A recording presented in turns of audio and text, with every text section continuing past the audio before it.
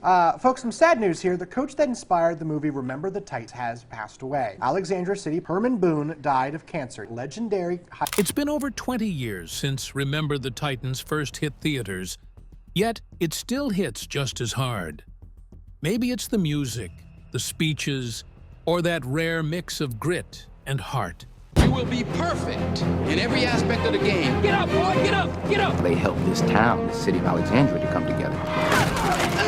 More than a football movie, it's a story about unity, change, and courage. But behind the inspiration lies heartbreak, real lives marked by triumph and tragedy. This is where we remember the Titans and the people who lived their story, the tragic death and life of Jerry. When people talk about Remember the Titans, there's always that one scene everyone remembers. The team at Jerry Bertier's funeral. The slow music, the sorrow, the brotherhood. It's heartbreaking. What most viewers don't realize is that the real story behind that scene is just as devastating, maybe even more. In 1981, the real Jerry Bertier, the heart and captain of the Titans, was killed in a car accident at just 27 years old. It wasn't the same crash that left him paralyzed years earlier. This was a different one, and far more final. He'd been driving home from a business trip when another car suddenly veered into his lane. The collision was head-on. Jerry didn't survive. The news hit Alexandria, Virginia, like a punch to the gut. People who knew him couldn't believe it. This was a man who'd already overcome so much, who had fought his way through tragedy once before, and somehow turned it into purpose. The idea that he was gone for good didn't seem real. At his funeral, teammates, classmates, and community members packed the church. They remembered not just a football star, but a friend, a leader, and a symbol of strength. For the people of Alexandria, it wasn't just the loss of a man. It was the loss of a living reminder of what courage looked like. To understand why Jerry's death hit so hard, you have to know how much he'd already endured and how much he gave to others despite it. Long before Hollywood turned him into a legend, Jerry Bertier was a small-town kid who lived for football. He was that guy, the one everyone in high school looked up to. Not because he was perfect, but because he worked harder than anyone else. At T.C. Williams High School, he was known for his focus and fire. Teammates said he could light up the locker room just by walking in. Coaches said he had something you couldn't teach: leadership. But 1971 was the year everything changed, not just for the team, but for the whole town. That was the year Alexandria's schools were forced to integrate black and white students, side by side for the first time. The tension was thick. Parents were angry, students were nervous, and the football field suddenly felt like the front line of a social war. Then came Coach Herman Boone, a tough, no-nonsense black coach hired to lead the newly merged T.C. Williams Titans. His arrival stirred controversy, and not everyone welcomed him. Jerry, who had been the star player and captain, could have resisted. He could have joined the chorus of players who didn't want things to change. But he didn't. Instead, Jerry did something rare. He listened. He got to know Boone. He got to know Julius Campbell, his new black teammate. And slowly, through arguments and sweat and shared respect, the two became close friends, brothers, really. What started as rivalry turned into something deeper. The two became the team's emotional backbone, proving that the color of your skin didn't matter once you stepped onto the field and played for the same goal. Under Boone's leadership, and with Jerry's steady hand as captain, the Titans didn't just play football, they made history. They went undefeated that season and won the state championship. But what they really won was something bigger. unity. In a town torn apart by division, they gave people something to cheer for together. Then came the first tragedy. The night after the championship, the team was celebrating its win. Spirits were high, laughter was loud, life was good. Jerry was driving home when his car suddenly lost control and slammed into a utility pole. The crash left him paralyzed from the waist down. For a kid with dreams of playing college football and maybe even going pro, it was the cruelest twist imaginable. But if there was one thing everyone knew about Jerry, it was that he didn't give up. Not then, not ever. After the accident, he spent months in recovery. Doctors said he'd never walk again, and he didn't, but that didn't stop him from living fully. Instead of disappearing, Jerry turned his pain into power. He became an advocate for people with disabilities, speaking to schools and organizations about resilience. He got involved in wheelchair athletics and even won medals in track and field events. He mentored other young athletes who were struggling to find purpose after injuries. His message was always the same: you can't control what happens to you, but you can control how you respond. And he lived by that. In his own quiet way, Jerry became just as influential off the field as he ever was on it. His teammates continued to visit him. Julius, his closest friend, called him his brother for life. The two of them stayed close, laughing about how the world was finally learning their story years later. The real one, not the Hollywood version. By the time Remember the Titans was made in 2000, nearly 2 decades had passed since Jerry's death. Ryan Hurst's portrayal of him was spot on: strong, passionate, stubborn, and fiercely loyal. The movie changed some details. In the film, Jerry dies during the season, but in reality, he lived for 10 more years. Still, the essence of who he was, a leader who loved deeply and fought for unity, was right there on screen. For those who knew him personally, watching the movie was emotional. They said Hurst captured his spirit perfectly, his humor, his drive, his heart. But they also said no movie could ever really show what kind of person he was off the field, the one who never let bitterness take over, who kept finding reasons to smile, who kept showing up for others even after life knocked him down twice.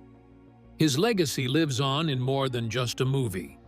At Alexandria City High, formerly T.C. Williams, his name is still spoken with respect.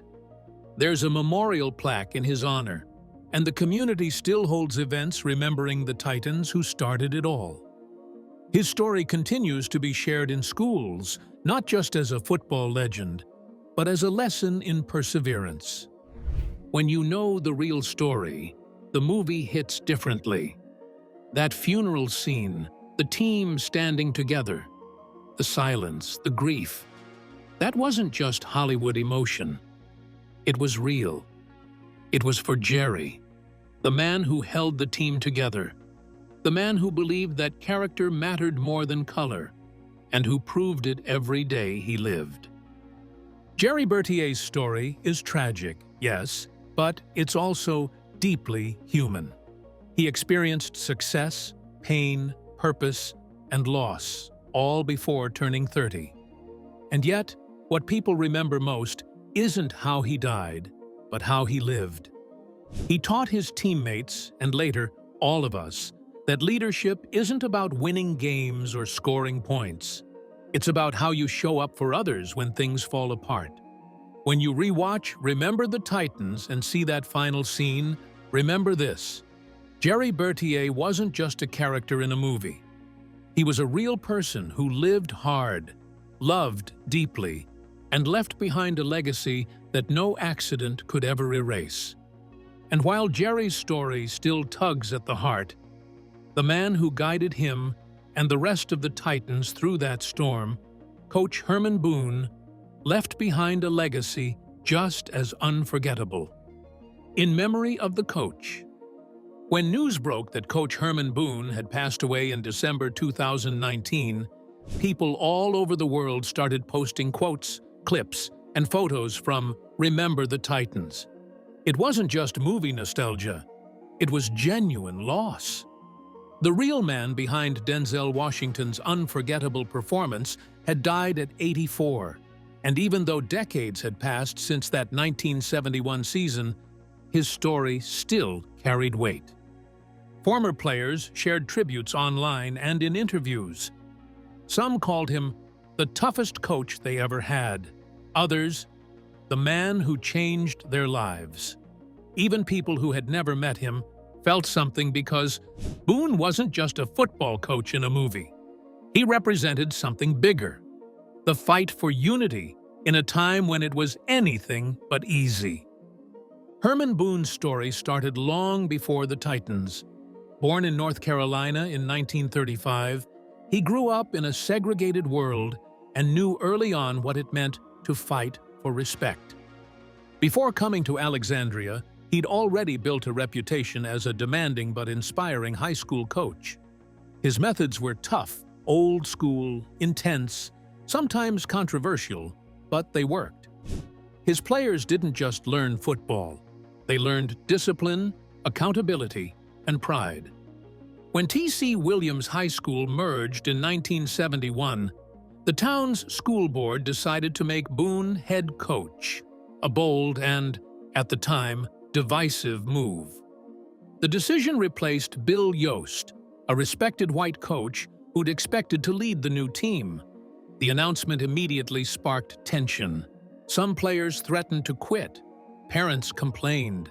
Boone himself knew he was walking into a storm, but instead of backing down, he leaned in. Boone's philosophy was simple. Football doesn't care what color you are. The field, he believed, was the great equalizer. If you worked hard and respected the team, you belonged. But he didn't just say it, he enforced it. At training camp, he mixed players in room assignments, forcing them to get to know each other. He benched anyone who disrespected a teammate. He demanded perfection, but he also demanded unity. It wasn't always pretty. Players hated him at first. Some parents resented him. Even Coach Yoast kept his distance. But slowly, something incredible happened. The team started to gel. The players began to see each other as teammates first, not enemies. And the more they played together, the stronger they became, not just as a team, but as a family. That 1971 Titans team went undefeated. And they didn't just win games, they changed a community. When the team returned home with the state championship, people who had been on opposite sides of the racial divide stood side by side, cheering for the same victory. Boone often said later that the championship wasn't the real win. The real win was seeing a divided town come together. Of course, the movie Remember the Titans made him larger than life. Denzel Washington's portrayal was electric, intense, proud, deeply principled, and it made Boone a global symbol of leadership. But in real life, Boone wasn't perfect. He was as human as anyone else. Some former players said he could be intimidating, even harsh. He demanded total dedication, and not everyone agreed with his methods. Yet even those who clashed with him admitted he got results. He made boys into men. After that legendary season, Boone continued coaching at T.C. Williams for a few more years before retiring in the late 70s. He stayed active in the community, often giving speeches about teamwork and race relations. When Remember the Titans came out in 2000, Boone was suddenly back in the spotlight. He and Coach Yoast traveled together to interviews and events, reliving their story for new generations. They laughed about how the movie dramatized some parts. The training camp bus scene, for instance, was pure Hollywood. But they appreciated how it captured the heart of what really mattered: unity and respect. In his later years, Boone lived quietly in Virginia, enjoying time with his wife Carol and their daughters. He occasionally visited schools and organizations, speaking about the lessons of 1971, about listening, empathy, and leadership through adversity. Even as age slowed him down, his voice still carried that unmistakable authority that had once silenced a football field. When he passed away in 2019, it felt like the end of an era. Players like Julius Campbell and Petey Jones, who had already died earlier that same year, were gone too. It was as if the Titans were slowly reuniting somewhere beyond the game. At Boone's memorial, one of his former players said, "He made us believe we could be better, not just better players, but better people." And that's what still sticks. The reason Boone's legacy endures isn't just because of Remember the Titans or Denzel's performance. It's because his story reminds people that leadership doesn't always look gentle. Sometimes it looks like discipline, high standards, and hard truths. But when it comes from a place of love and belief, it changes people forever. Today, if you walk through Alexandria City High School, you can still feel his impact. The Titans' name still carries pride. His photo hangs in the halls, and every time someone watches Remember the Titans for the 100th time, Boone's gravelly voice, part drill sergeant, part father figure, echoes again. This is where they fought the Battle of Gettysburg. Coach Herman Boone may have been a tough man, but his lesson was simple, that respect and brotherhood can win, even in the hardest fights. And maybe that's why, long after the movie credits roll, people still stand a little taller when they remember the Titans and the coach who made them believe they could be one team. The man who brought Boone to life. If there was ever an actor born to play Coach Herman Boone, it was Denzel Washington. By the time Remember the Titans came out in 2000, Denzel was already a powerhouse, an Oscar winner, a box office draw, and someone audiences instantly respected the moment he stepped on screen. But this role hit differently. It wasn't about guns, politics, or courtroom drama. It was about leadership, legacy, and the kind of tough love that reshapes people. And somehow, Denzel captured Boone so perfectly that many people still picture his face when they hear the coach's name. When Denzel first took on the role, he didn't just imitate Boone, he studied him. The real Boone had a booming presence, that commanding stare, and a sharp tongue that could slice through excuses. Denzel met with him, listened to him, and absorbed his energy. But he also softened him just enough to make the story human. What you see on screen isn't just a copy of Boone. It's Denzel's version of him, layered, proud, but deeply aware of the emotional toll that kind of leadership takes. And let's be honest, remember, the Titans wouldn't be the same movie without him. The speeches alone have lived rent-free in people's heads for decades. That Gettysburg scene, chills. The locker room speech before the big game, goosebumps every single time. Even if you've never played football a day in your life, Denzel made you feel like you could run through a wall for him. But here's the thing, behind that fire was a real sense of responsibility. Denzel knew Titans wasn't just a sports movie. It was a story about America, about race, about finding common ground. And he didn't take that lightly.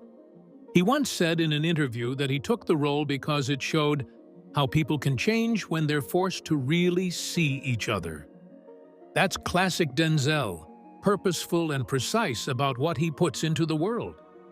After Titans, Denzel kept building one of the most consistent careers in Hollywood. Just 2 years later, he won another Oscar, this time for Training Day, where he played the complete opposite of Boone. Corrupt, charismatic, and terrifying. It proved his range was endless. Over the years, he's moved easily between blockbusters like the Equalizer series and heavy dramas like Fences and the Tragedy of Macbeth. Through it all, he stayed grounded, famously avoiding the celebrity chaos and focusing on his work, his family, and his faith. What's interesting is how Denzel's real-life personality isn't all that far from Boone's. Both men are intense, principled, and sometimes intimidating, but underneath that exterior is a sense of purpose. Denzel's known for mentoring younger black actors and being fiercely protective of the craft. He's old school in the best way. Show up, work hard, respect the process. Sound familiar? That's Boone's playbook too. Even now, more than 2 decades later, fans still talk about Remember the Titans as one of Denzel's most inspiring performances. Teachers use it in classrooms, coaches play clips before games, and parents show it to their kids as a lesson about teamwork and respect. It's one of those rare movies that refuses to age. Part of that is the story itself, but a huge part of it is Denzel. He gave Boone a soul, the frustration, the pride, the vulnerability that only a few glimpses reveal. When the real Herman Boone passed away in 2019, Denzel released a short but heartfelt statement. He called Boone a man of integrity and conviction and said it was an honor to tell his story. It wasn't long or flashy, just simple respect. And that's exactly how Boone would have wanted it. Today, Denzel Washington remains one of the most respected figures in Hollywood. He doesn't just act, he directs, produces, and uses his platform to uplift others. His name still guarantees a certain kind of excellence. But if you ask people which of his roles moved them most, remember, the Titans always comes up. It's not his most complex or showy performance, but it's the one that hits closest to the heart. Because in that film, Denzel didn't just play a coach. He embodied the idea that one person's belief, stubborn as it may be, can bring people together. If Denzel Washington brought the fire to Remember the Titans, Will Patton brought the heart. Did he give justice to the role? Indeed. The heart behind Coach Yoast. Patton's portrayal of Coach Bill Yoast, the quiet, steady counterpart to Herman Boone's intensity, gave the movie its emotional balance. Boone was the storm, but Yoast was the calm after it. And in real life, both the actor and the man he portrayed shared that same quiet dignity that made people respect them without ever needing to raise their voices. Bill Yoast's real story is just as moving as it is underplayed in the film. When T.C. Williams High School was integrated in 1971, Yoast was already a beloved coach with years of experience. He could have left when Boone was chosen to lead the new merged team. Many people expected him to, but instead, he stayed. Not because it was easy, but because he believed in the players who needed him. That one decision, to set aside ego for the greater good, became the emotional backbone of the entire Titans story. Will Patton captured that perfectly. He wasn't flashy or loud. He didn't need to be.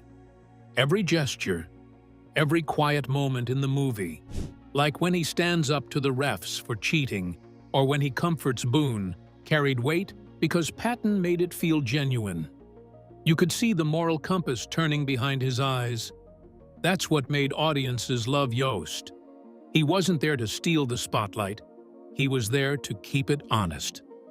In real life, Coach Yoast was exactly that kind of man. Born in Florence, Alabama, in 1924, he grew up in the segregated South, but became known for his fairness and integrity. He spent most of his career coaching high school football in Virginia, building a reputation as someone who cared deeply about his players, on and off the field. When Boone arrived and tensions ran high, Yoast was the bridge. He helped the boys trust the new system, defended Boone when it mattered, and made sure the Titans didn't lose sight of their purpose. The 2000 movie showed that dynamic beautifully. Boone and Yoast start off as rivals, both proud, both skeptical. But by the end, they're friends, partners who learned that respect is something you earn by showing up when it's hardest. That's what Remember the Titans is really about. Unlikely respect, built one choice at a time. Will Patton's acting career has always reflected that same understated strength. Before Titans, he'd already appeared in films like Armageddon and No Way Out, usually as the dependable guy in the background, the soldier, the sheriff, the quiet authority figure who anchors everyone else. He's one of those actors who can elevate any scene just by being there. You may not always notice him first, but by the end, he's the one you remember. After Remember the Titans, Patton continued to build a long, steady career in both film and television. He played complex, grounded characters in projects like The Punisher, Minari, and the post-apocalyptic series Falling Skies. He's never been the tabloid type. No drama, no headlines, just consistent, powerful work. Kind of like Yoast himself, doing the job, doing it well, and letting the results speak for themselves. Sadly, the real Coach Bill Yoast passed away in 2019 at the age of 94, just months before Coach Boone. It felt symbolic. The two men whose partnership had changed T.C. Williams High School, leaving this world almost together. Former players and local residents remembered him as the class act, the man who never chased fame but left a lasting impact on everyone he coached. Will Patton didn't make a big public statement, but fans and co-stars often mention how deeply he respected the real story behind Titans. For him, it wasn't just another sports movie. It was a story about humility, grace, and quiet strength. And that's exactly what Yoast embodied. When you rewatch Remember the Titans, it's easy to focus on Boone's fiery speeches. But then you notice the smaller moments.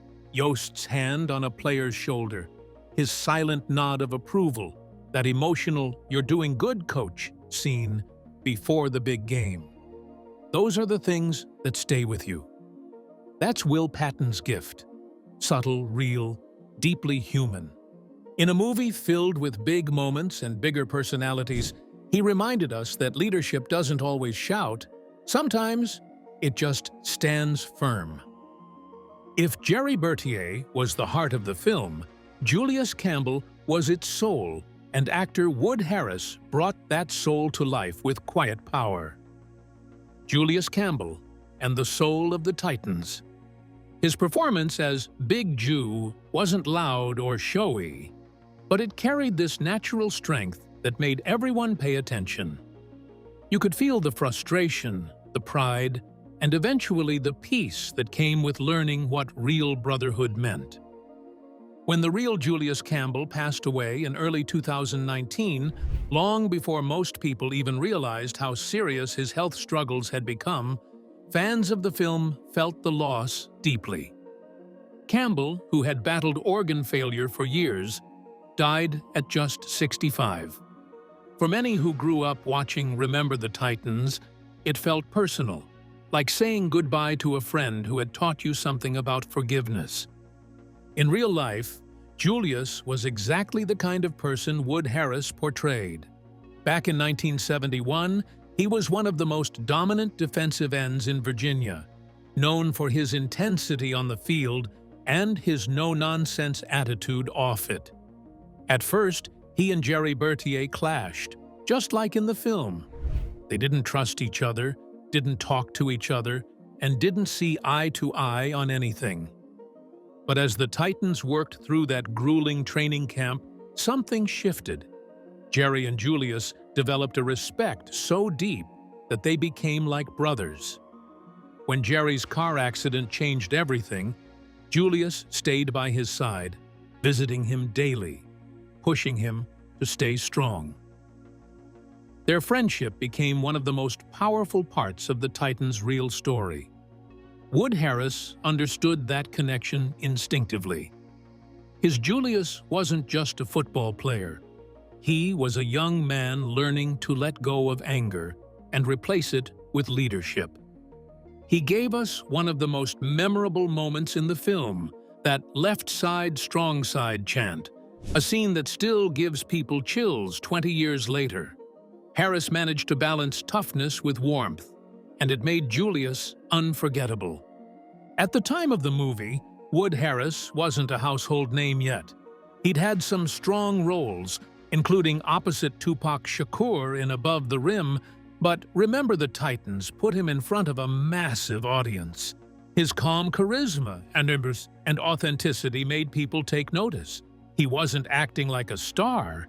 He was playing a man who felt real, and Harris's career since then has been proof of his range. After Titans, he went on to star in one of the greatest TV dramas ever made, HBO's The Wire, where he played Avon Barksdale, the intelligent and ruthless substance kingpin who ruled Baltimore's streets. It was a complete transformation, from inspirational teammate to criminal mastermind, and critics loved it. Later, he appeared in Ant-Man, Creed, and Creed 2, showing he could fit seamlessly into any kind of story, whether it's Marvel action or modern sports drama. What's always stood out about Wood Harris is how he brings humanity to every character. Even when he plays morally gray or rough around the edges roles, there's always something thoughtful behind his eyes. That's what made his portrayal of Julius so moving. He made you understand the weight of being a young black man in the 70s, trying to find his place in a divided world, and the courage it took to be the bigger person. As for the real Julius Campbell, his story didn't end on the football field. After high school, he attended Ferrum College and remained involved in mentoring young athletes. In his later years, despite his declining health, he often visited schools and community events to talk about unity, teamwork, and what Remember the Titans meant to him. Those who met him described him as gentle and humble, a man who never sought attention, but loved that his story could inspire kids to look past differences. When he passed away, both former teammates and Titans fans shared tributes, often quoting his famous line from the film, "Left side, strong side." It had become more than a chant. It was a symbol of what the team and Julius himself stood for. Wood Harris hasn't spoken much publicly about Julius's passing, but his performance continues to honor him. Every time someone watches the movie for the first time, they meet Julius Campbell again, fierce, proud, and ultimately transformed by friendship. 2 decades later, that's what Remember the Titans still teaches us. That strength isn't just about muscle or wins. It's about character. And through Wood Harris's calm fire and Julius Campbell's real-life courage, the film gave us one of the best examples of what true strength really looks like. Stories like these remind us that legends never really fade. They just keep inspiring new generations, one rewatch at a time.